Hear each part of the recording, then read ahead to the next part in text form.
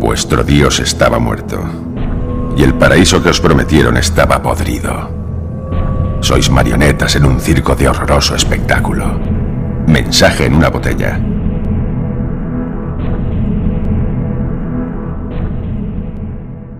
Cualquier sistema que montéis sin nosotros será derribado. Buenos días, queridos oyentes y repúblicos. Hoy es el 24 de abril de 2014, hoy es jueves. Soy Baldomero Castilla y vamos a empezar un nuevo programa de Radio Libertad Constituyente. Estoy aquí en Somosaguas con nuestro amigo y maestro don Antonio, que la verdad es que está haciendo un esfuerzo muy grande porque el hombre está un poco fastidiado, tiene las piernas inflamadas, además el estar sentado también le perjudica, tiene una muñeca mal, en fin, tiene el ácido úrico alto. En fin, no voy a enumerar todos los...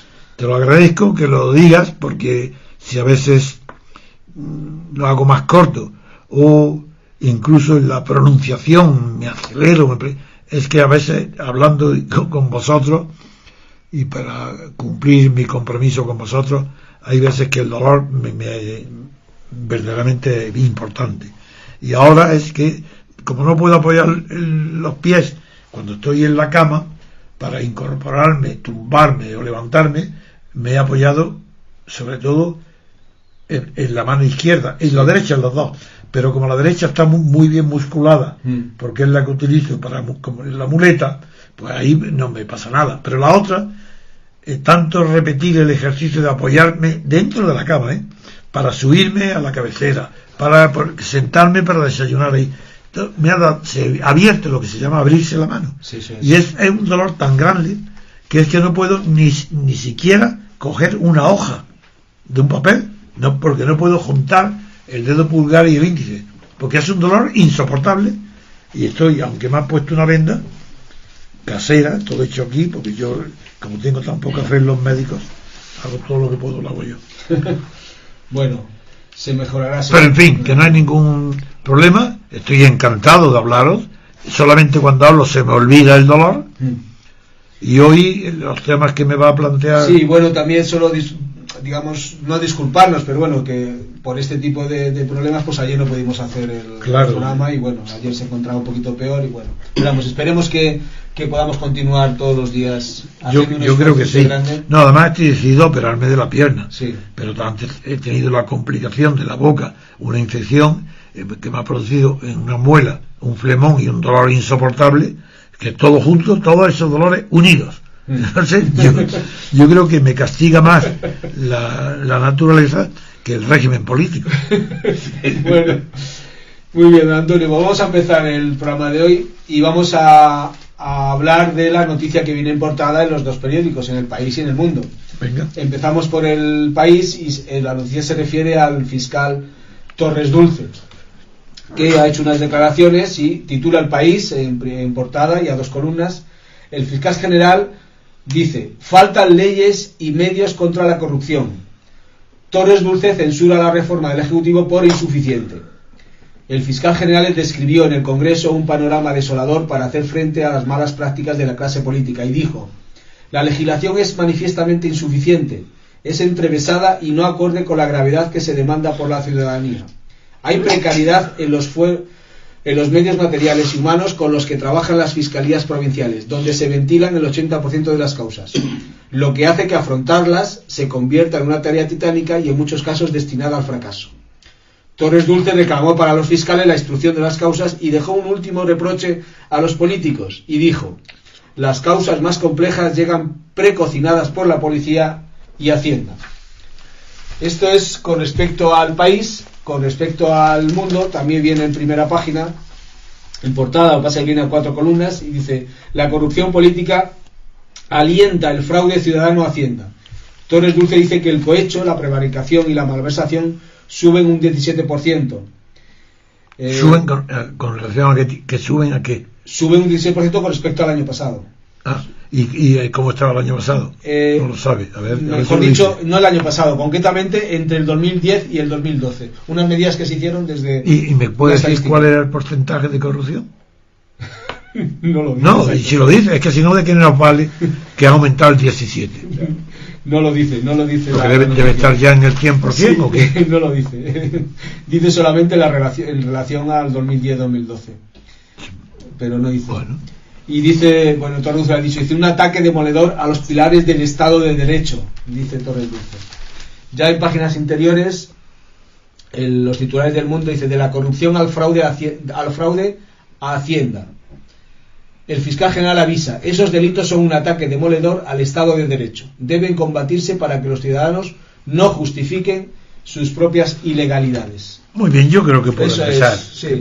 Yo verás si hay algo, te preguntaré para que lo leas. De acuerdo, muy bien. Se puede empezar porque todo lo que dice el fiscal general y que destaca los titulares del país como lo que destaca el Mundo es rotundamente falso.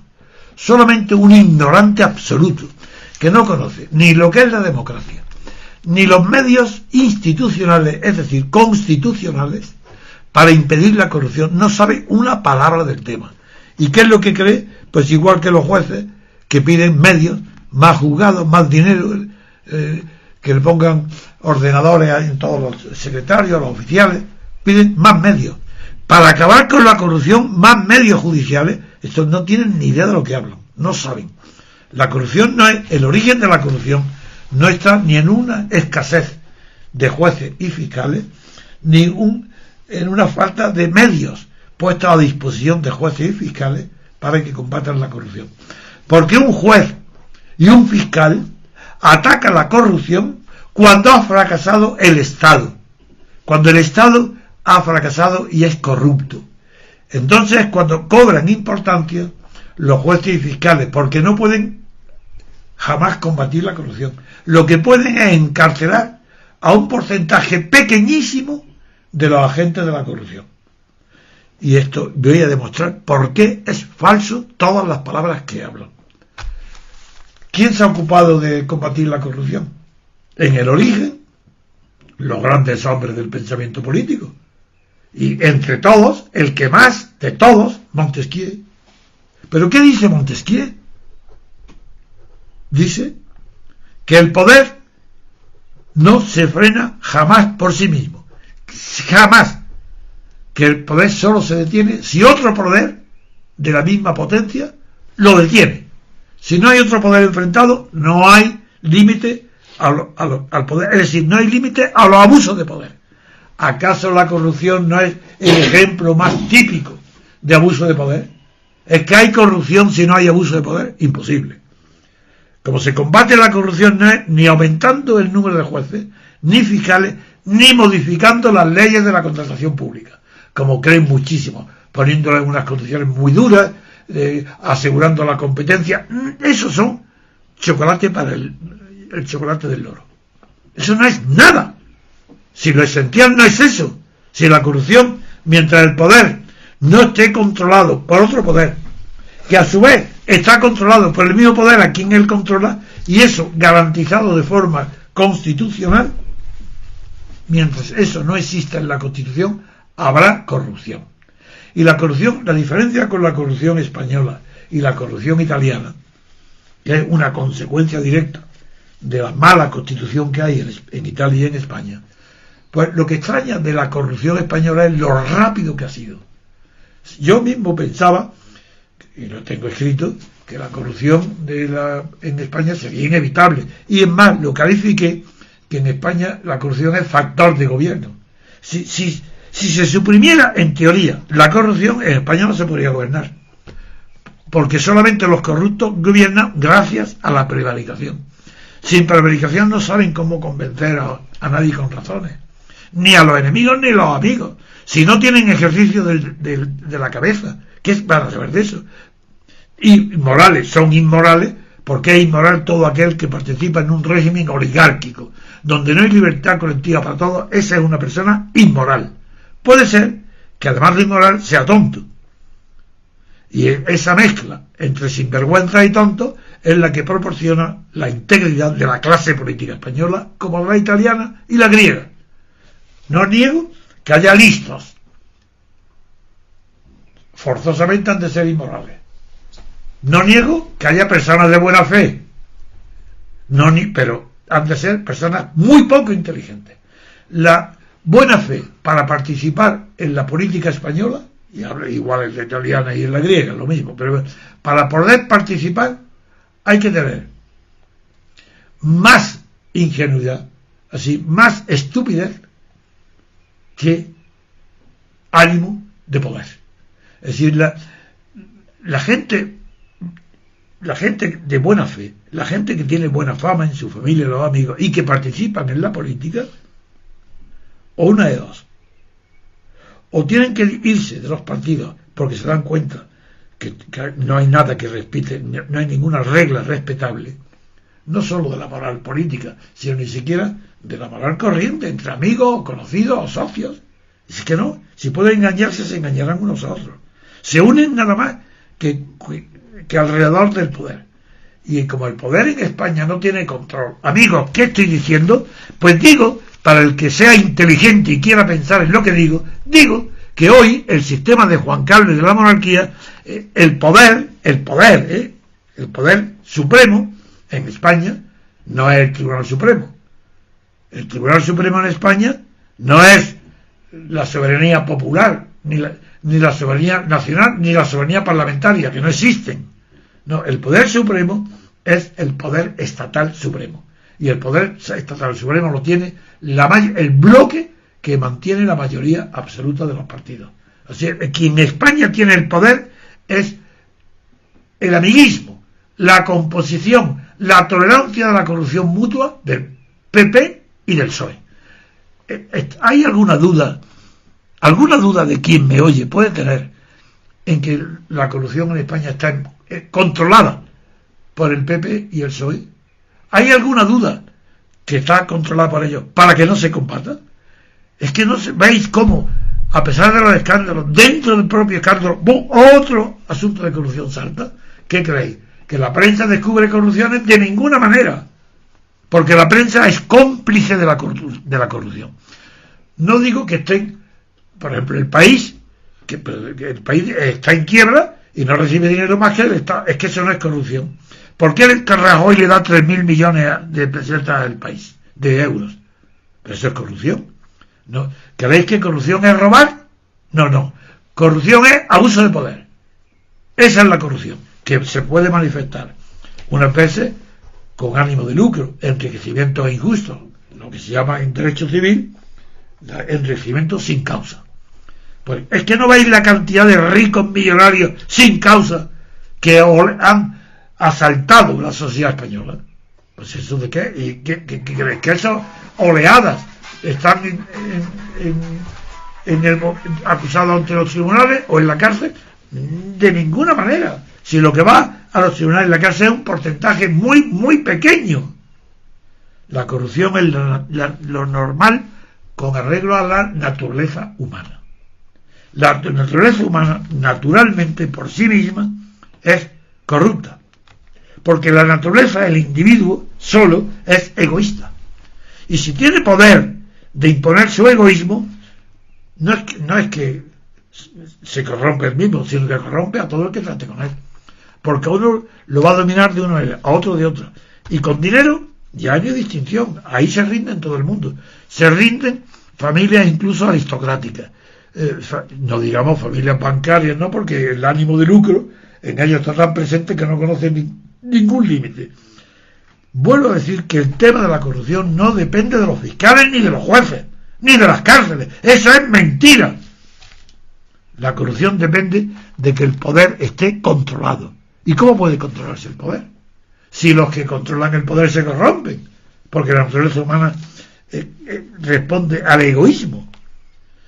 Porque frente al gen egoísta, aunque esté un gen altruista, y ser la dominancia del altruista sobre el egoísta mucho menos extendida que la contraria, a pesar de eso, si una persona tiene que estar sabiendo que el poder, la sociedad, igual que un muro de cemento, no puede romperlo a cabezazos, las personas tienen esa inteligencia. No tienen inteligencia política, pero claro que tienen inteligencia para comprar. Los que tienen más poder compran al inferior o a los amigos.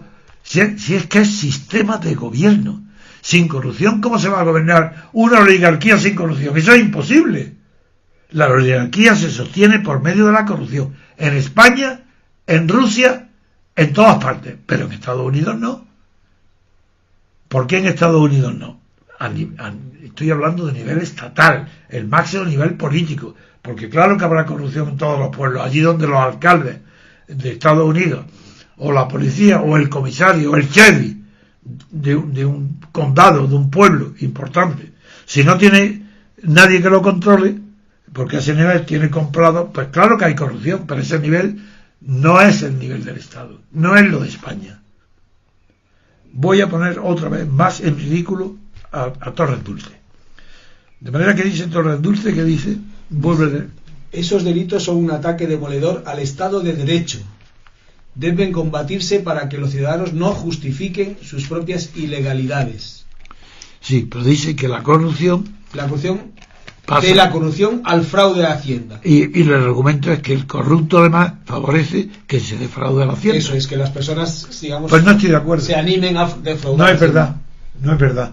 Porque defraudar Hacienda significa no declarar la totalidad o parte de los ingresos que están obligados a tributar. Y eso, la defensa que hace el individuo para declarar lo mínimo que pueda, que no lo cojan. Si lo cogen, ya estamos como siempre. Si hay control y pueden, claro, pues ese individuo no. Pero decía el teólogo Charles de Keming, famosísimo canadiense, decía, frente al tema, a la extensión universal del fraude fiscal, dijo algo muy parecido. Estoy hablando, ha muerto, del teólogo, uno muy importante del siglo XX, que era de Koenig, pero dijo algo muy parecido a lo que el filósofo Thoreau, que también todos lo conocen porque formaba parte del círculo del Concord con Emerson y con otros grandes pensadores americanos. Thoreau también predicaba la abstención fiscal, que era evidente, no declaraba la Hacienda, pero conscientemente. Luego ahí tenéis una prueba como la abstención fiscal por sí misma no es un signo de corrupción. Esto es un error. ¿Por qué no? Porque la abstención fiscal puede utilizarse como medio de autodefensa. Pero me abstengo, lo declaro, me abstengo, no pago.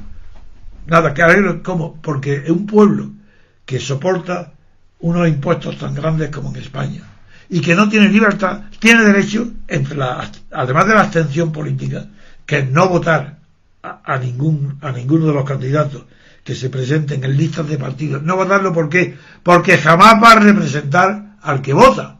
Porque en el sistema español son las listas de partidos hechas por el jefe del partido, las listas, las que nombran los diputados, y los que salen obedecen a su partido, no al que lo ha votado. Ellos no tienen derecho ninguno. Pues por eso digo que la abstención fiscal se une a la abstención política, pero para eso hay que tener una escala, una estrategia, una inteligencia que defienda la libertad y los derechos individuales contra el abuso de poder que implica todos los tipos de corrupción. Y la corrupción fiscal no es más que un tipo más de corrupción, porque si es verdad que no estás de acuerdo con ella, dilo, declárate y te expones. Dice, me abstengo de pagar impuestos. ¿Por qué? Porque no están siendo utilizados, porque no hay democracia, y porque en una oligarquía bancaria como la que hay en España, y que solamente hay dos partidos que tienen la soberanía política, sobre eso está justificado la abstención fiscal. Ahora, hace falta una conciencia de humanidad, una conciencia de moralidad tan grande para afrontar las consecuencias que pueda tener la abstención fiscal, que en España eso es que ni en ningún pueblo latino es que ni siquiera se le ocurre. Y sin embargo yo pediría, si hubiera una votación donde la abstención fiscal hubiera sido muy grande, menos desde luego del 50%, hubiera sido por ejemplo un 40%, desde ese mismo momento pediría yo la abstención fiscal. O sea, está usted diciendo, por lo que yo entiendo, que es un paso siguiente a la delegitimización del gobierno del Estado por no votar. O sea, totalmente. O sea, primero ejemplo, yo digo, abstención, pidiendo la abstención de no votar. Bien. Y si triunfa esa campaña, esa consigna, porque vota solamente el 40% del censo, entonces, aunque los partidos que están corruptos todos tengan la corrupción tan metida dentro que les importa un bledo que los voten solamente el 40%, les da igual, porque ellos ni van a dimitir y no se va a arreglar nada, salvo el paso siguiente. Porque una vez que el gobierno no está legitimado y solamente tiene la fuerza de la ley, porque es legal pero no legítimo, desde ese momento dice, muy bien, tú no tienes legitimidad para poner a mí impuestos, por tanto pido a toda la población inteligente y sobre todo la más rica que no pague. ¿Hasta qué? Hasta que no haya libertad y democracia. Eso es acción, ¿eh? Es claro que me lo nieguen, pero claro, estos pobres tontos como los nuevos del 15M creen que abstenerse, no sé, que es mejor votar en blanco o votar escaño en blanco, algo horrible, que mejor, cuando no se dan cuenta que el voto en blanco es un voto a favor del sistema. La teoría aceptada universalmente es que vota en blanco a quien no le gusta ningún candidato, pero que está de acuerdo con el sistema electoral que hay, está de acuerdo con el sistema proporcional, con los partidos, está de acuerdo con todo, pero no le gusta ningún partido, entonces vota. Pero como está de acuerdo en que sí, el sistema tiene que ser el que hay para eleccionar, vota en blanco. ¿Quién se abstiene? Quien no está de acuerdo con el sistema electoral. En cambio, puede incluso gustarle bien. Es difícil que gusten los corruptos, pero como también hay mujeres, a los hombres les puede gustar una mujer ministra y y las mujeres lo contrario. Un Suárez que le gustaba a las mujeres, muy bien, que lo voten. Pero yo digo que estas personas no saben lo que es la deslegitimación. La deslegitimación de un gobierno que sigue siendo legal consiste en que se abre la veda para jugar con ese gobierno como al pim pam pum. Y mientras que hoy, que está legitimado porque lo votan más de la mitad, por muchos pim pam pum que tiren a las cabezas caricaturales de los gobiernos, no sirvan para nada. En el caso de que no estén legitimados, a la primera andanada a las cabezas de pim pam pum, han caído el gobierno, no tiene remedio que irse, tiene que dimitir a la fuerza, porque como ya no es legítimo, está solamente sostenido en legalidad. Pues vamos a la realidad. Abstención fiscal. Segunda etapa de la abstención. Y tercera, que aún no, que nadie se atreve, que son muy pocos y que lo puede, pero que ya lo puede notar el sistema fiscal y de Hacienda. Pues otro más. Convocar manifestaciones de crash. Ese maravilloso. Manifestaciones de la población entera contra todos los políticos. ¿De scratch es que se refiere usted? Sí, señor, claro. ¿Cómo? Bien. Y si falla eso todavía se pueden idear con imaginación actuaciones pacíficas en la calle. Por ejemplo, en una película que yo vi de Buñuel hace mucho tiempo, a mí lo que más me impresionó fue una manifestación en la calle, pero era una manifestación de derecha, y qué maravilla lo hizo Buñuel. La manifestación es que las masas que iban desfilando por la calle iban en orden y sin pronunciar una sola palabra, en silencio, ni pancarta ninguna, silencio, no hablando. Eso no hay quien lo resista. Si salen en Madrid y en las principales ciudades manifestaciones de 100.000 personas sin hablar, eso es que el gobierno no dura ni un segundo, porque no produce más pánico, nada más que el silencio. El silencio aterroriza, porque se sabe que un momento, el silencio es lo que precede a las tormentas. Entonces aterroriza el silencio cuando es el presagio de una caída, de una tormenta. Y la abstención marca ese presagio. Abstención de votar, abstención fiscal, y luego, complemento, marcha pacífica, educada, de caballeros y señoras, bien educadas, sin gritos contra nadie, nada más que una pancarta, nada más que ponga apertura de un periodo de libertad constituyente, y en silencio todo el mundo. Y como preparación para esa acción definitiva, pobres estos del 15M que no tienen ni idea de lo que es la lucha por la libertad, porque no han luchado nunca, ellos han encontrado lo que hay, no es libertad, pero ellos creen que esto es libertad, si no, no participarían y salen de ellos partidos para votar este sistema y criticar a la abstención política. Pero ¿qué inmoralidad implica que una persona que se cree de izquierda y que critica a los que pedimos la abstención? ¿Pero qué estáis diciendo? Vosotros sois monárquicos y de derecha, de ultraderecha. ¿Pero quién puede apoyar a una oligarquía? Solamente los que son como ellos, como los oligarcas. Y es que hay duda alguna de que España es una oligarquía de los dos partidos. ¿No son ellos los que tienen el imperio?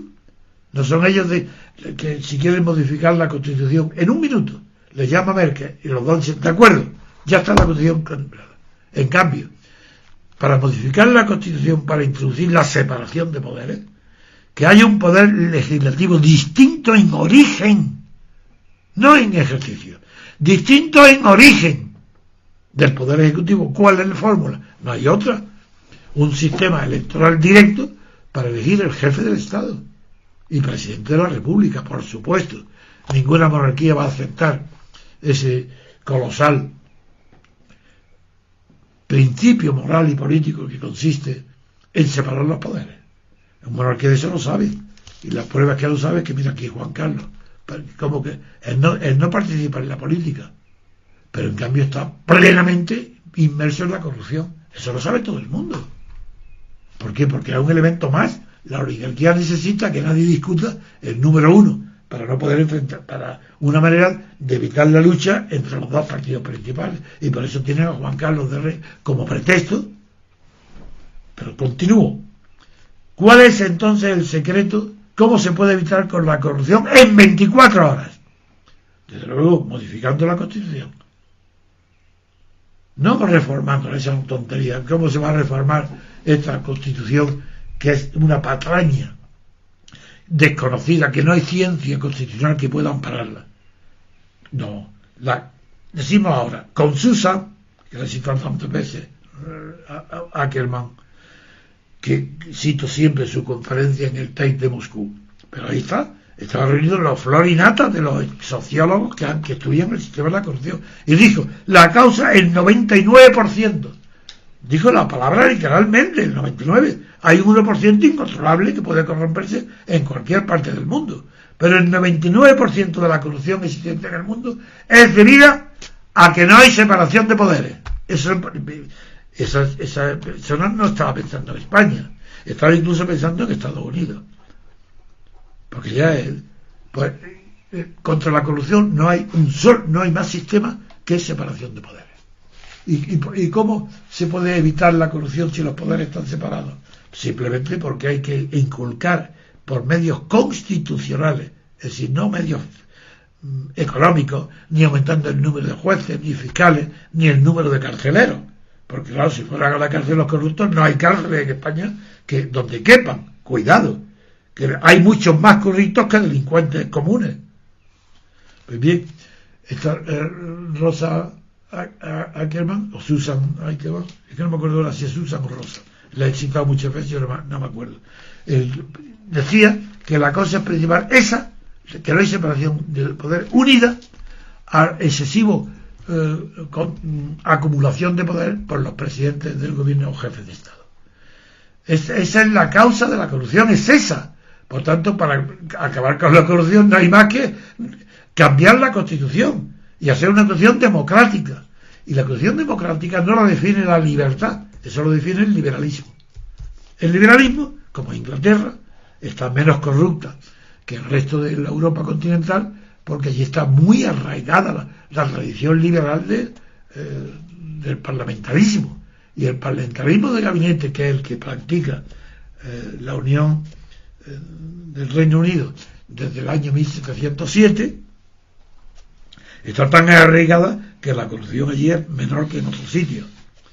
Es menor, pero no hay separación de poderes. Por eso no se puede evitar que también la corrupción inglesa puede también venir de que no hay separación de poderes, y lo hay, y ha habido ministros que han tenido que dimitir, pero eso es distinto. La corrupción se combate, primero, haciendo que el poder legislativo y el ejecutivo estén separados. Pero no es que separados, es que no han entendido nadie el mecanismo inventado por Montesquieu. Si es que no lo entendéis, si es que no es que estén separados, es que tienen que odiarse.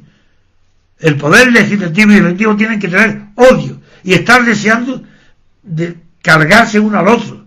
Entonces, cuando hay democracia, tiene que haber, los Estados Unidos la hay. ¿No habéis visto el encono del Partido Republicano contra Obama?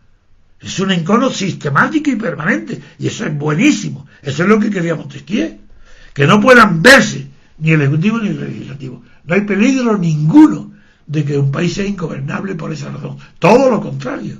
Cuanto más odien, más antipatía sientan el gobierno y el Parlamento, mucho más garantías para los ciudadanos. Hay una frase que yo la he repetido muchas veces: hay que provocar que el sistema de las reglas constitucionales y el sistema político sea de tal naturaleza que los que aspiran a estar en el poder del Estado o de la nación está en el Parlamento, mientras que el gobierno ejecutivo está en el Estado. Bien, pues para que haya separación de Estado y nación, tiene que haber separación de gobierno y legislativo y Parlamento.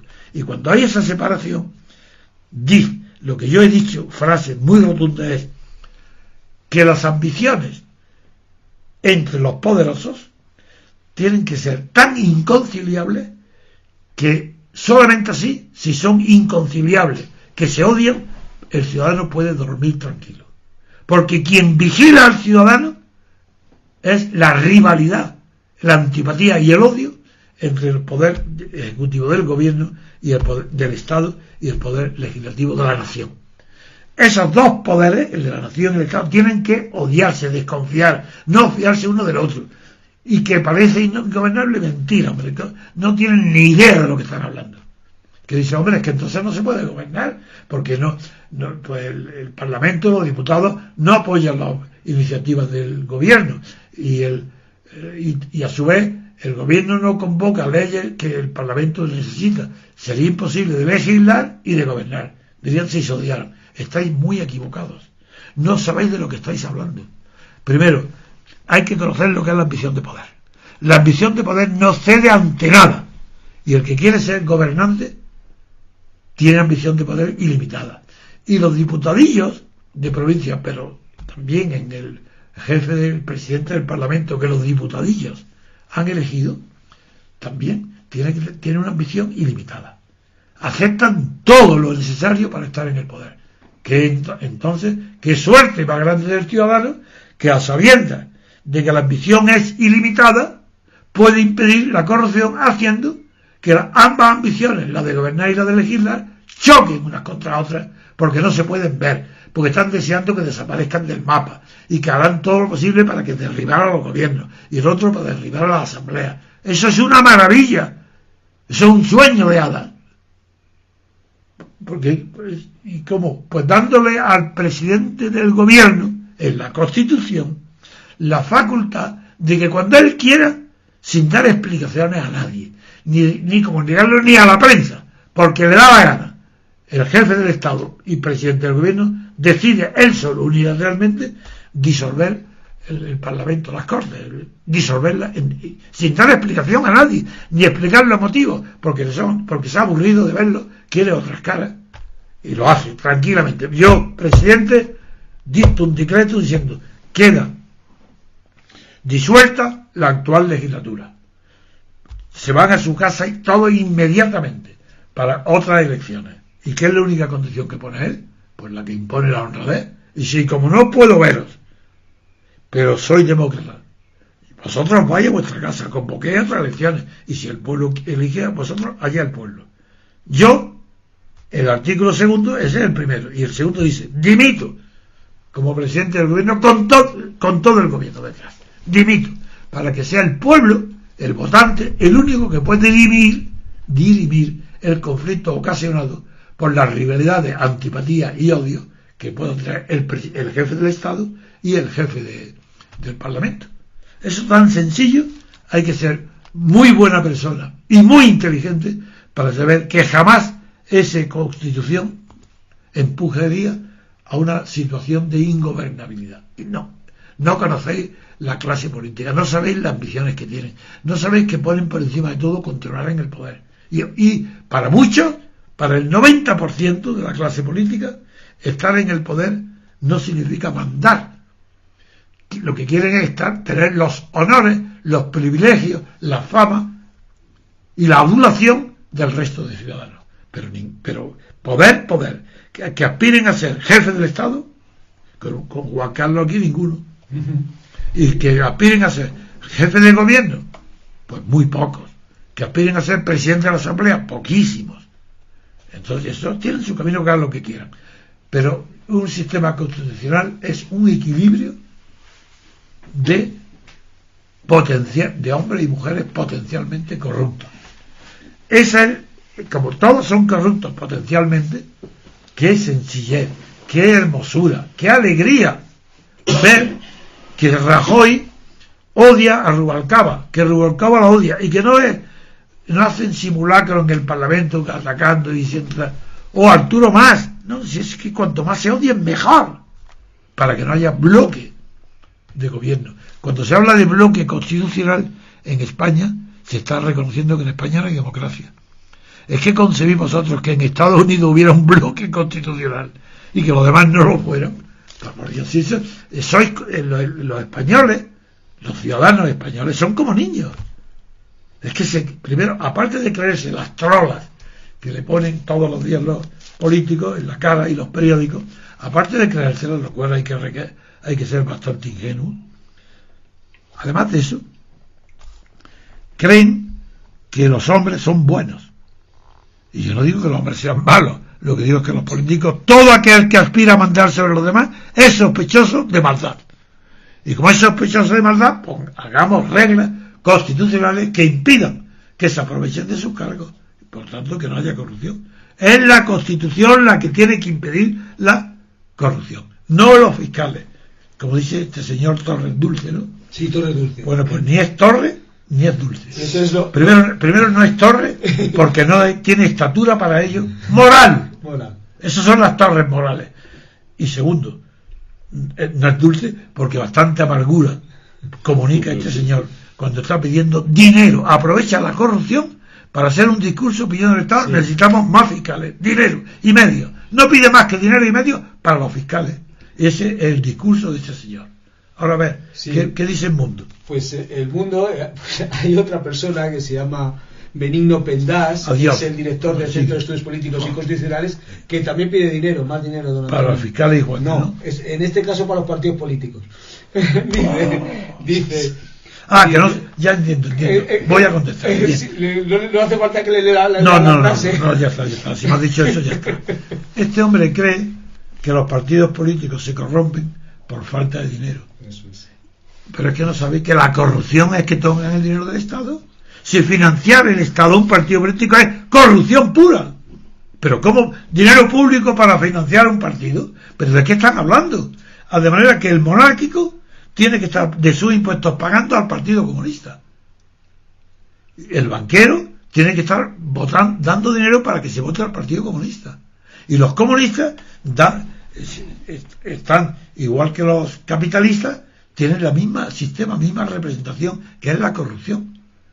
¿Pero cómo se va a evitar la corrupción de la manera que propone Torres Dulce? Imposible. Y este hombre, ¿qué dice? Que los partidos no robarían si tuvieran más dinero. No, señor, está usted profundamente equivocado. Y diré quién es. Este coincidió conmigo en un programa de televisión, no de la clave, los posteriores. Creo que fue una persona, buena persona, pero ingenuo, Germán Yanke. Germán Yanke. Ahí, en un programa organizado por él en Telemadrid, uno de los que se opuso, a mí se oponen todos, así no hay nadie a mi favor en ninguna televisión, no a mi favor como persona, a las ideas que yo defiendo todos se ponen en contra, pero lo diciendo, y este se puso, y parece mentira que siendo responsable de una cátedra, ¿no? Sí, es catedrático de la Universidad de San Pablo de Ciencias Políticas. Bueno, sí, pues figuraros, un catedrático de Ciencias Políticas que no sabe ni lo que es ciencia ni lo que es política, porque sí existe la ciencia política, pero no la que él enseña ni la que ha estudiado. Para que haya ciencia política tiene que haber un rigor tan inexorable como el rigor matemático o como el rigor físico de la mecánica, respecto de algunas 2-3 reglas, nada más. Y la primera es la separación de poderes. Si no hay separación de poderes, ¿cómo es que el dinero, dándole más dinero a los partidos para dejar de robar? ¿Pero qué estoy diciendo? Pero si los partidos que roban tienen una financiación fastuosa por parte del Estado. ¿Qué creéis? ¿Que para elecciones es poco dinero? No, es que el problema es otro. El problema es mucho más grave. Es más grave la corrupción personal, de partido, que la personal. Y todo el mundo dice al contrario. Todo el mundo dice que es más grave la personal que no, señor. Porque pasa, cuando es la corrupción personal, es una persona. Aunque haya 1000 personas, aunque haya 1 millón de personas, son 1 millón de personas corruptos. Y aunque haya 2, siguen siendo corrupciones individuales. Pero, si son partidos estatales, como son todos aquellos que están en el Parlamento, si no, no estarían en el Parlamento, están subvencionados y además se corrompen, sacando dinero de la sociedad civil para financiarse las campañas electorales, es infinitamente más grave que la corrupción individual, para lucrarse el mismo. No, la peor de todas las corrupciones es la de partido. ¿Y por qué me diréis? ¿Pero por qué lo sabes? ¿Por qué dices eso? Digo, pues muy sencillo. En la corrupción individual puede contagiar uno a otros, puede haber contagio, pero no es necesario el contagio, puede haberlo.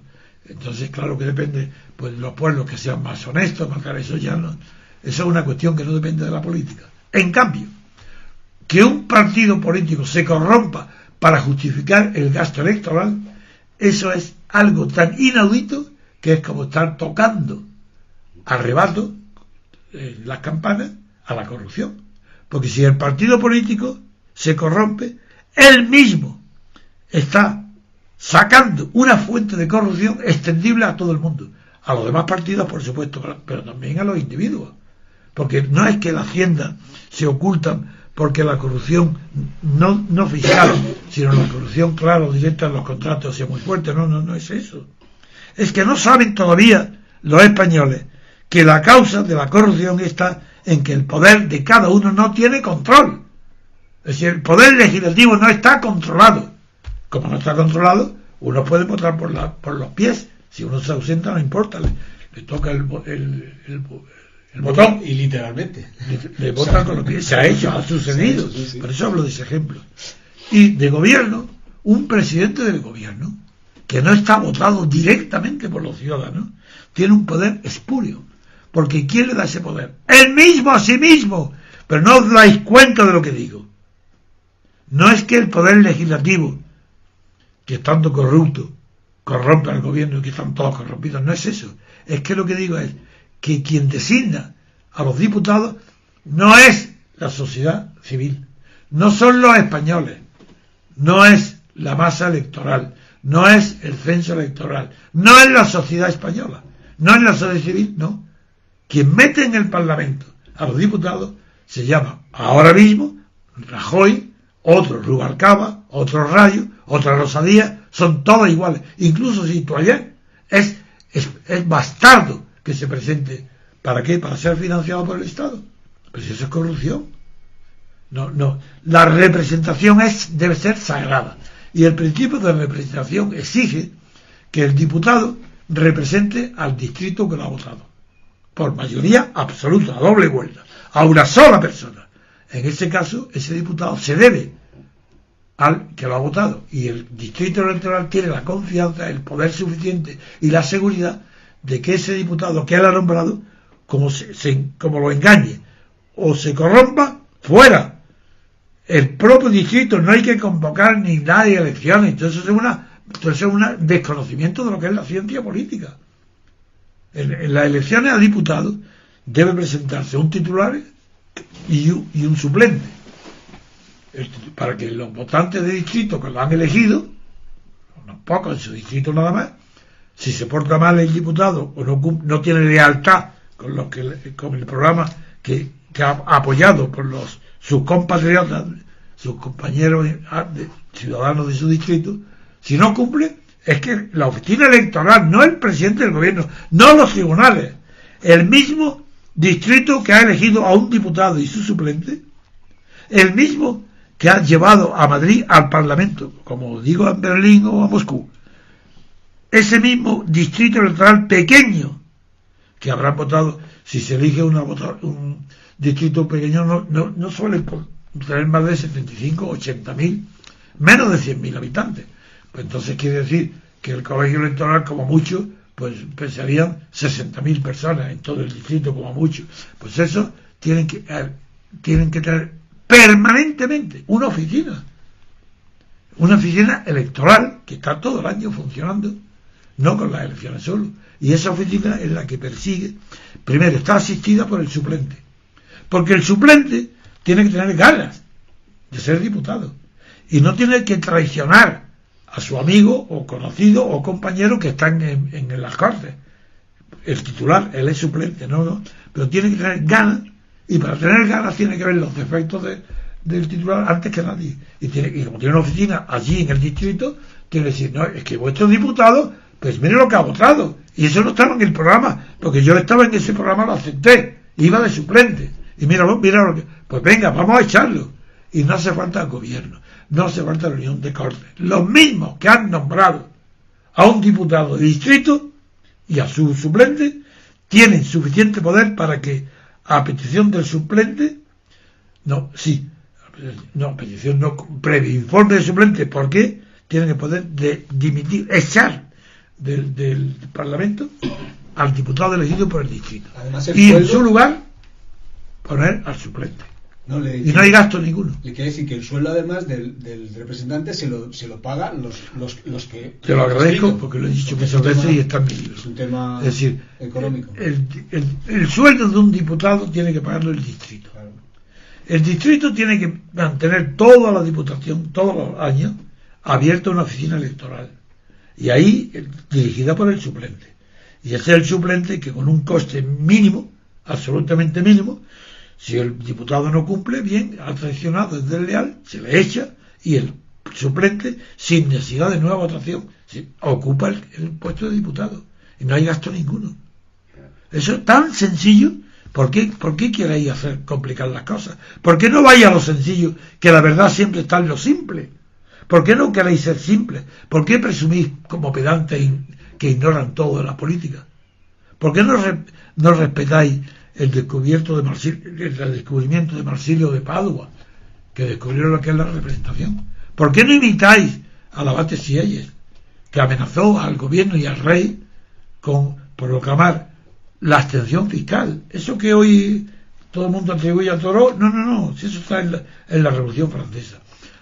En Versalles, antes de que se celebrara ya la Asamblea Constituyente, se formara, antes ya Sieyes amenazó a la monarquía, al gobierno, a todos los estamentos de poder. Como Sieyes estaba reunido en una asamblea solamente del tercer estado, pues Sieyes dijo, y ahí está, un decreto propuso, y es que si no se reunían las clases aristocráticas,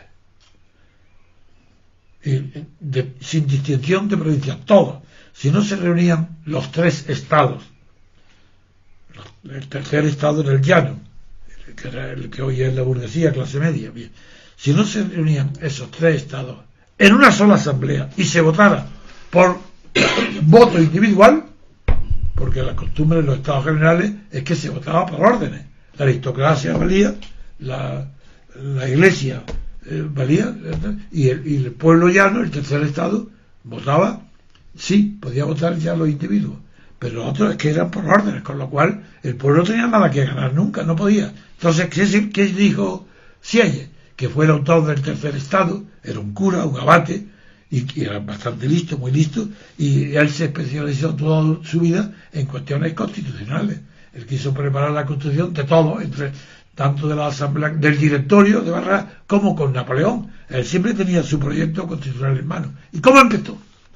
Empezó en esa asamblea de Versalles, dijo, si no venía reunidos con nosotros, que somos representantes del tercer estado, vosotros, representantes de la iglesia y de la aristocracia, si no venía a votar por cabezas, igual que nosotros, no por órdenes, que tenéis 2 contra 1. Entonces, en ese momento, esta asamblea hace una ley prohibiendo a los ciudadanos que paguen el fisco, abstención sindical obligatoria por medio de una ley. Eso hizo el abate Sieyes, una persona a la que yo no admiro, porque su vida no fue ejemplar. Bueno, para muchos momentos de la revolución sí, antes de que estallara sí, su libro de Tercer Estado es bueno, pero en fin, no le tengo especial admiración, aunque es verdad que el derecho constitucional supo muchísimo,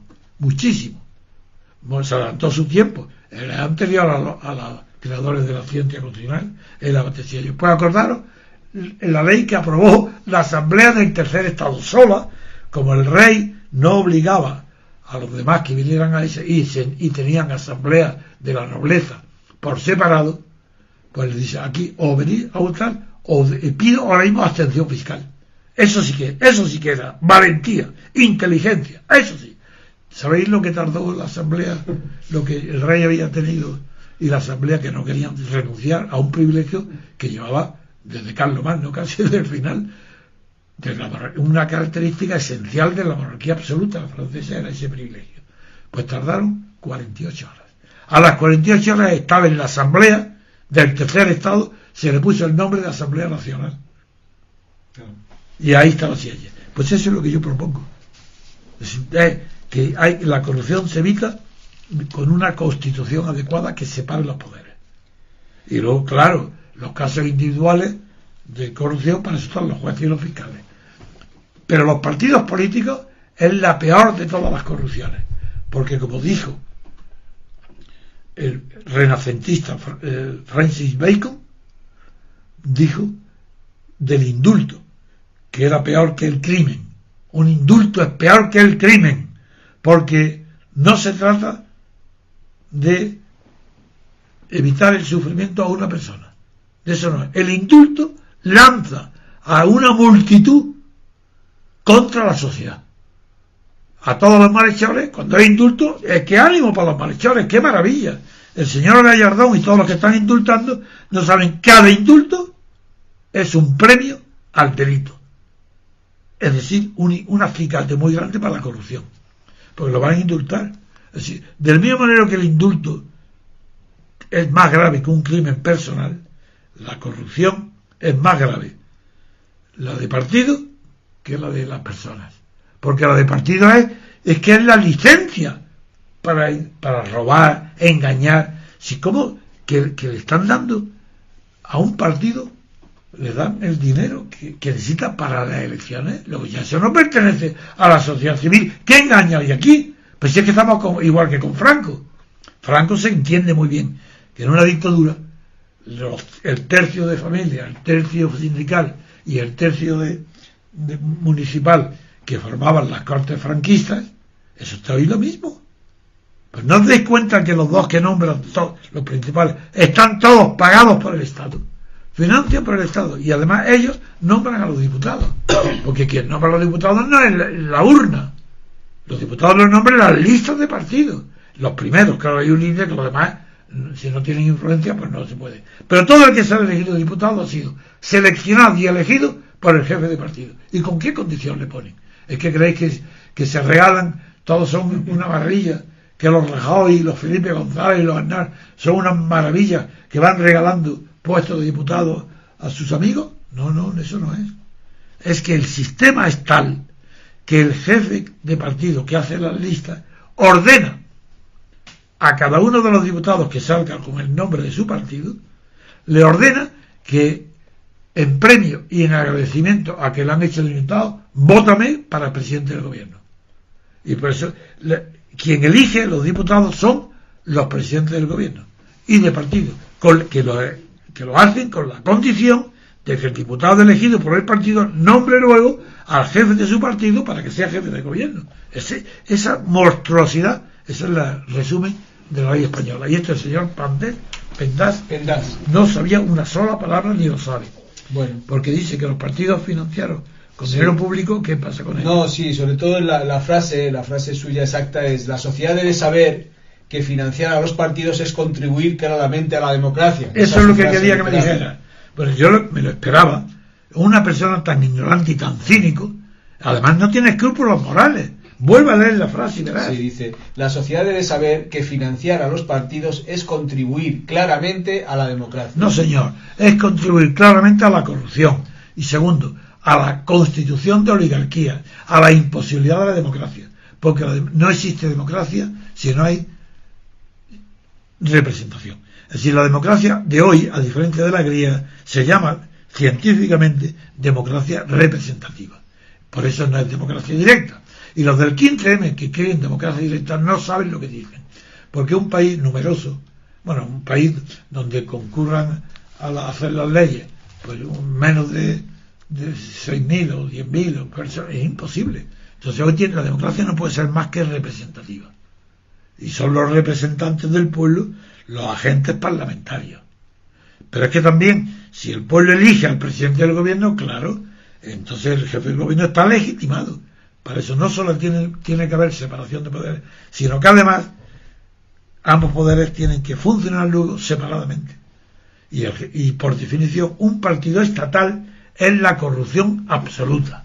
Es decir, no hay nada más corrupto que un partido financiado por el Estado. Sí. Cuando este hombre dice, este pobre pandás asturiano que conozco, que además hizo el ridículo delante de mí en la televisión, yo lo avasallé con mis argumentos, no como persona, y allí no me respondió ni una palabra. Y ahora le digo, ¿cómo va a responder a la palabra que este hombre que cree, porque yo lo que creo que es tan tonto que lo que dice lo piensa, es que lo piensa, pero y él piensa, ¿qué piensa? Que si el Estado paga a los partidos ya no hay corrupción y que les paga poco. Es que quiere decir que la democracia es que el Estado paga a los partidos. Eso dice este pobre idiota.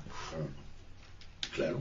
Y los partidos pequeños que están saliendo se fían y dicen que de la buena voluntad de los políticos que van a salir. Se fían de eso, de la buena voluntad y de la buena fe.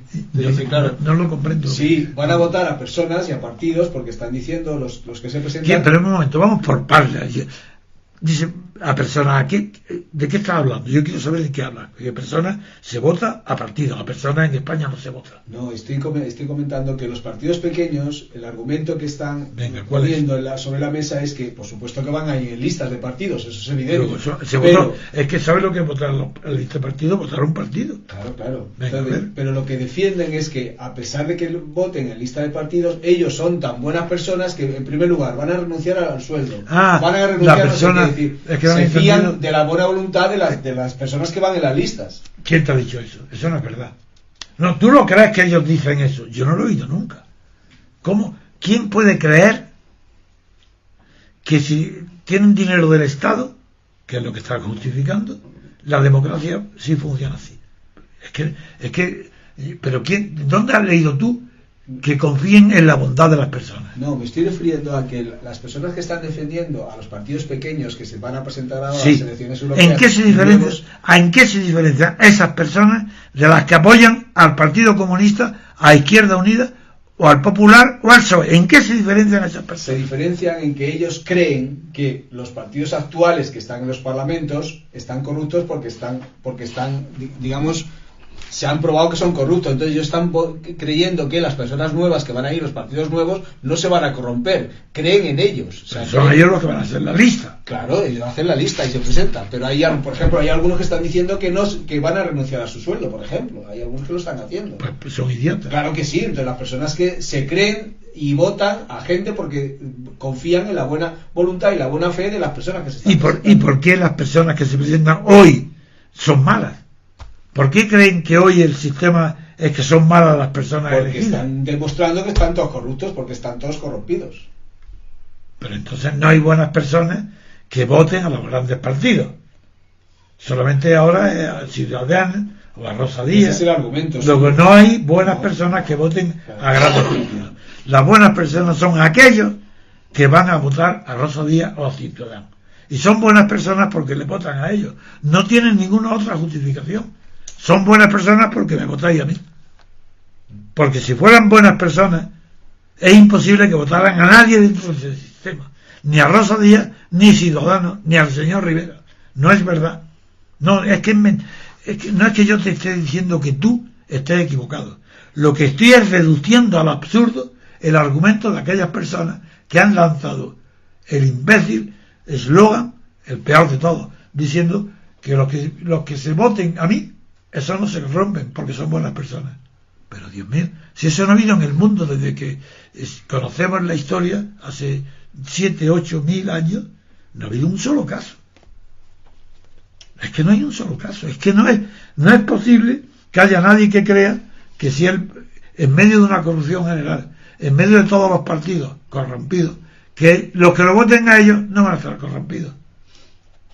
Eso, pues, No, los que voten a ellos, la lista de los no los partidos, ya la corrupción es aceptar que el Estado los pague. Claro. Si es Pendás, Benigno Pendás, está diciendo la esencia.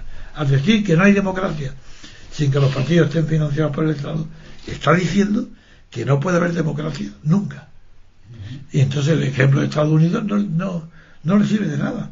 ¿Cómo en Estados Unidos, que no financian el Estado los partidos, puede haber democracia?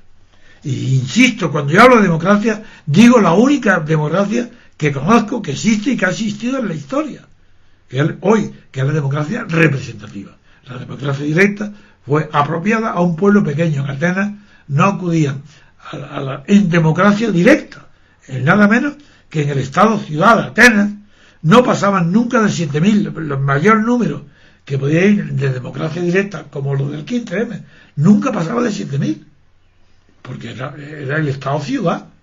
Entonces, si estos del 15M se proponen legislar para cada uno, para un barrio de ellos, lo hacen bien, que se reúnan y voten los asuntos referentes a ese barrio. Otra cosa no puede. No, esto es una vergüenza tanto del fiscal como del Tribunal de Cuentas, como todo igual.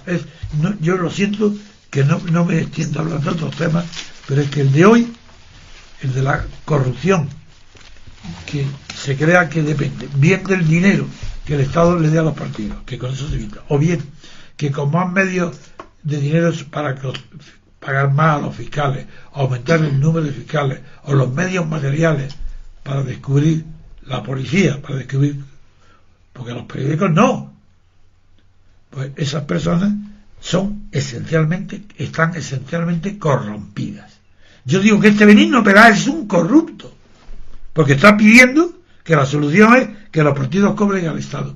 Pero es que cree este pobre tonto que aun pagándole 10 veces más de lo que hoy cobran los partidos políticos, iba a desaparecer la corrupción. Como la corrupción depende de que no haya control del poder, imposible. ¿Por qué voy a robar yo 1.000 si puedo robar 1.000.000? Entonces, dejarlos libres a los partidos porque están financiados por el Estado, pues simplemente premiar la corrupción. Muy bien, don Antonio, vamos a dejarlo aquí, llevamos ya más de una hora. Pues ya está. Pues esperemos que se mejore, a ver si mañana está un poquito mejor. Y si no, mejor. Y pues ya acabamos el programa. Lo que no ayuda ninguna es que mi cabeza no me duele. No. Eso no me duele. Eso está claro. Y la claridad tampoco. No, es que es la única parte de mi cuerpo que no está doliendo, la cabeza. Muy bien, pues muchas gracias, Antonio, y hasta el próximo día. Cualquier sistema que montéis sin nosotros será derribado. Mensaje en una botella.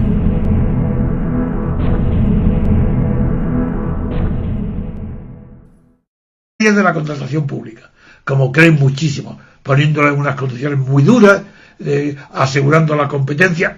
Esos son chocolate para el chocolate del loro. Eso no es nada. Si lo esencial no es eso, si la corrupción, mientras el poder no esté controlado por otro poder, que a su vez está controlado por el mismo poder a quien él controla, y eso garantizado de forma constitucional, mientras eso no exista en la Constitución, habrá corrupción. Y la corrupción, la diferencia con la corrupción española y la corrupción italiana, que es una consecuencia directa de la mala constitución que hay en Italia y en España, pues lo que extraña de la corrupción española es lo rápido que ha sido. Yo mismo pensaba, y lo tengo escrito, que la corrupción en España sería inevitable, y es más, lo califiqué que en España la corrupción es factor de gobierno. Si se suprimiera en teoría la corrupción, en España no se podría gobernar, porque solamente los corruptos gobiernan gracias a la prevaricación. Sin prevaricación no saben cómo convencer a nadie con razones, ni a los enemigos ni a los amigos, si no tienen ejercicio de la cabeza. ¿Qué es para saber de eso? Y morales, son inmorales, porque es inmoral todo aquel que participa en un régimen oligárquico, donde no hay libertad colectiva para todos. Esa es una persona inmoral. Puede ser que además de inmoral sea tonto. Y esa mezcla entre sinvergüenza y tonto es la que proporciona la integridad de la clase política española, como la italiana y la griega. No niego que haya listos. Forzosamente han de ser inmorales. No niego que haya personas de buena fe. Pero han de ser personas muy poco inteligentes. La buena fe para participar, es decir, constitucionales, para impedir la corrupción, no sabe una palabra del tema. ¿Y qué es lo que cree? Pues igual que los jueces que piden medios, más juzgados, más dinero, que le pongan ordenadores en todos los secretarios, los oficiales, piden más medios. Para acabar con la corrupción, más medios judiciales. Estos no tienen ni idea de lo que hablan, no saben. La corrupción no es, el origen de la corrupción no está ni en una escasez de jueces y fiscales, ni en una falta de medios puestos a disposición de jueces y fiscales para que combatan la corrupción. Porque un juez y un fiscal atacan la corrupción cuando ha fracasado el Estado, cuando el Estado ha fracasado y es corrupto. Entonces, cuando cobran importancia los jueces y fiscales, porque no pueden jamás combatir la corrupción, lo que pueden es encarcelar a un porcentaje pequeñísimo de los agentes de la corrupción. Y esto voy a demostrar por qué es falso todas las palabras que hablan. ¿Quién se ha ocupado de combatir la corrupción? En el origen, los grandes hombres del pensamiento político. Y entre todos, el que más de todos, Montesquieu. ¿Pero qué dice Montesquieu? Dice que el poder no se frena jamás por sí mismo. Jamás. Que el poder solo se detiene si otro poder de la misma potencia lo detiene. Si no hay otro poder enfrentado, no hay límite al poder. Es decir, no hay límite a los abusos de poder. ¿Acaso la corrupción no es el ejemplo más típico de abuso de poder? ¿Es que hay corrupción si no hay abuso de poder? Imposible. Como se combate la corrupción no es ni aumentando el número de jueces, ni fiscales, ni modificando las leyes, ni siquiera coger una hoja de un papel, no, porque no puedo juntar el dedo pulgar y el índice, porque es un dolor insoportable. Y estoy, aunque me han puesto una venda casera, todo hecho aquí, porque yo, como tengo tan poca fe en los médicos, hago todo lo que puedo, lo hago yo. Bueno, se mejorará. Pero en fin, que no hay ningún problema. Estoy encantado de hablaros. Solamente cuando hablo se me olvida el dolor. Y hoy los temas que me va a plantear... Sí, bueno, también solo, digamos, no disculparnos, pero bueno, que por este tipo de problemas, pues ayer no pudimos hacer el programa y bueno, ayer se encontraba un poquito peor y bueno, esperemos que podamos continuar todos los días. Yo creo que sí. Grande. No, además estoy decidido a operarme de la pierna. Sí. Pero antes he tenido la complicación de la boca, una infección que me ha producido en una muela un flemón y un dolor insoportable, que todo junto, todos esos dolores unidos. Entonces, yo creo que me castiga más la naturaleza que el régimen político. Bueno, muy bien, Antonio, vamos a empezar el programa de hoy y vamos a hablar de la noticia que viene en portada en los dos periódicos, en El País y en El Mundo. Venga. Empezamos por El País y la noticia se refiere al fiscal Torres Dulce, que ha hecho unas declaraciones y titula El País en portada y a dos columnas. El fiscal general dice: faltan leyes y medios contra la corrupción. Torres Dulce censura la reforma del Ejecutivo por insuficiente. El fiscal general describió en el Congreso un panorama desolador para hacer frente a las malas prácticas de la clase política y dijo: la legislación es manifiestamente insuficiente, es entrevesada y no acorde con la gravedad que se demanda por la ciudadanía. Hay precariedad en los medios materiales y humanos con los que trabajan las fiscalías provinciales, donde se ventilan el 80% de las causas, lo que hace que afrontar... Vuestro Dios estaba muerto, y el paraíso que os prometieron estaba podrido. Sois marionetas en un circo de horroroso espectáculo. Mensaje en una botella.